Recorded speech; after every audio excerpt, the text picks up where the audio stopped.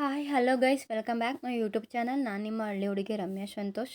ಆಶ್ಲೇಷ ಪೂಜೆ ಮಾಡಿಸೋದ್ರಿಂದ ಯಾವ್ಯಾವ ದೋಷ ಪರಿಹಾರ ಆಗುತ್ತೆ ಅಂತ ಹೇಳ್ಕೊಡ್ತೀನಿ, ಬನ್ನಿ ಹಾಗೆ ತಿಳಿಸ್ಕೊಡ್ತೀನಿ. ಈ ಪೂಜೆ ಮಾಡಿಸೋದ್ರಿಂದ ನಮ್ಮ ದೋಷಗಳು ಯಾವ್ಯಾವ್ದು ಇರುತ್ತೆ ಅದೆಲ್ಲ ಕಳೆಯುತ್ತಾ ಹೋಗುತ್ತೆ. ಮೊದಲಿಗೆ ಮಕ್ಕಳಾಗದಂತೆ ಇರೋರು, ಮದುವೆ ಆಗದಂತೆ ಇರೋರು, ಮತ್ತು ಯಾವುದೇ ಕೆಲಸ ಮಾಡಿದ್ರೂ ನಮಗೆ ಅಡೆತಡೆ ಬರ್ತಿದೆ, ಒಂದು ಬಿಸ್ನೆಸ್ಸಲ್ಲಾಗ್ಬೋದು, ಜಾಬಲ್ಲಾದರೂ ಆಗ್ಬೋದು, ಸಕ್ಸಸ್ ಸಿಗ್ತಾ ಇಲ್ಲ, ಮತ್ತು ಕುಷ್ಠರೋಗ ಆಗ್ಬೋದು, ಚರ್ಮವಾದಿ ರೋಗ ಆಗಿರ್ಬೋದು.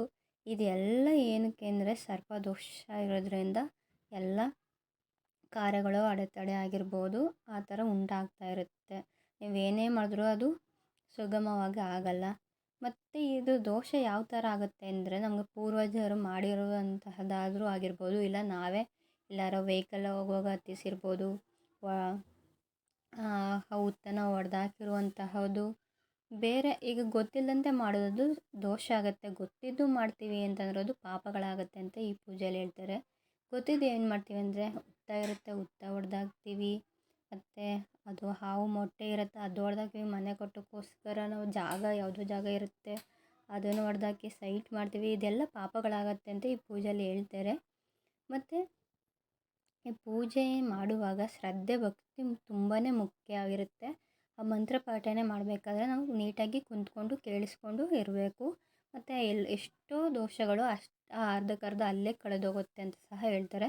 ಇಲ್ಲಿ ನಾಗರಾಜನ ಕರೆದು ಆಹ್ವಾನ ಮಾಡಿ ಮಂತ್ರ ಪಠನೆ ಮಾಡಿ ಬಲಿ ಕೊಡ್ತಾ ಇರ್ತಾರೆ. 76 ನಾಗ ಸಂತತಿಗಳು ನಾಗ ವಂಶಕ್ಕೆ ಸೇರಿ ಆಹ್ವಾನ ಮಾಡಿ ನಮ್ಮ ದೋಷ ಕಳೀಲಿ ತಂದೆ, ಮತ್ತೆ ಮಾಡೋ ಕಾರ್ಯಗಳು ಸುಗಮವಾಗಿ ಇರಲಿ ಅಂತ ಸಹ ಹೇಳ್ತಾರೆ.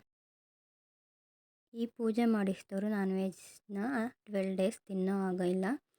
ಈ ಪೂಜೆನ ಎಲ್ಲಿ ಮಾಡಿಸ್ತಿದ್ರು ಅಂತಂದರೆ ಶ್ರೀ ವನವರ್ತಿ ದೇವಿ ಸ್ಥಳದಲ್ಲಿ ಮಾಡಿಸ್ತಿದ್ರು. ಇದು ಮಾಡ್ರಹಳ್ಳಿಲಿ ಮಾಡಿಸ್ತಾಯಿದ್ರು. ನೀವ್ಯಾದರೂ ಮಾಡೋರಿದ್ರೆ ಹೇಳಿ, ಮಾಡಿಸ್ಕೋರಿದ್ರೆ.